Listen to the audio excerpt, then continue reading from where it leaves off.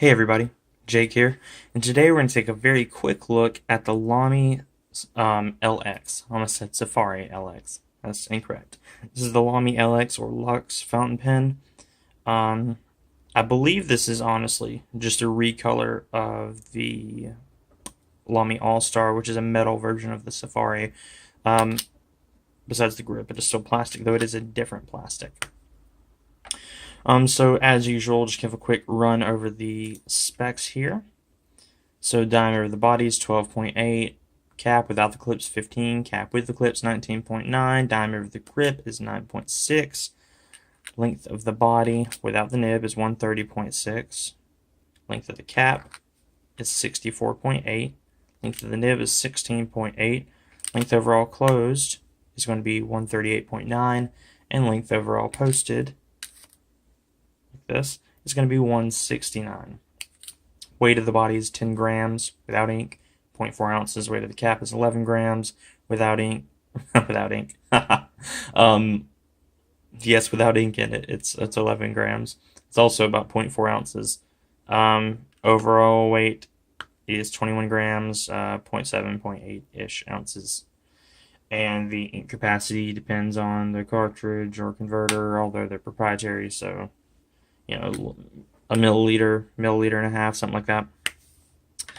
Okay, so now onto the size comparisons. I guess the most relevant one really would be the Safari, which is the exact same size.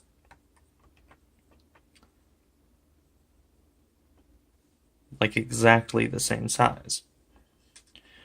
And then we'll pull out the Keras Custom Jinhao X750 and Visconti Rembrandt. Just kind of give you some. So it's on the larger side of kind of the middle of the road pens. And the step up in quality from the Safari is pretty noticeable. Okay, just a very quick rundown. This is going to have the exact same like list, except for a couple of additional things that the Safari did. So, the grip, the interchangeable nibs, it's durable, the size is good, the clip, nice and springy, large. The closing and opening mechanisms that pop, they're very secure. The ink window, and a couple things are moving from the neutral to the good. The weight is much better. It's not super heavy, but it's a little bit heavier than the Safari, which is good. And the appearance. I like the appearance of this pen a whole lot more. It's rose gold. I like rose gold a lot. I have rose gold in this, if I could get it the right way. I have rose gold in this Fossil watch, or rose gold plated metal, whatever. My wedding ring has rose gold in it. The other ring that I wear on this hand has rose gold. I just really like the color. So when I saw this, and I saw it on clearance for about $35, I think, jumped on it because I'd been wanting one of these for a while. Now the bad list is going to stay about the same, honestly. The price, these retail for $55-ish, $56. Now this is a good pen. It is not a $60 pen, guys. This is like a $30 pen. If this costs as much as the Safari did, we'd be in great shape. But it doesn't. They want about double. And that's not really a good thing. I really dislike that. Next up is the same with the Safari, proprietary cartridge or converter. This is the adjusting this up for this review. This is the converter. And one thing I do like, and get it to focus real quick, is that this converter actually has, let's see if you can get to see those little notches right there, or that little dot. It locks down in either side, which the cartridges don't do. But that really, it's good for peace of mind, security. It wouldn't come out anyway, but if it did, it'd be impressive to get past the latches and then also the friction from the normal insertion. last two things, same on the don't like list. The branding, it's huge. Again, it's not nearly as flashy as some people's branding, but it's much larger.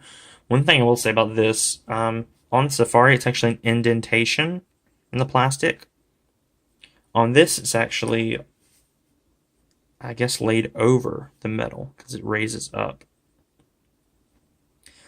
And the last thing I didn't like on the Safari, and the thing I don't like on here, this top band doesn't line up. I don't know why they don't do that. It just bothers me.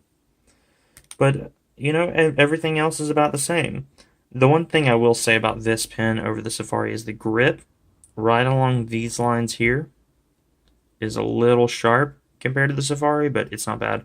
Also, one more thing worthy of note, this is, I guess, a kind of fit in the appearance section. The nib has this cool little white line, which reminds me a lot of the Lamy Dialogue 3.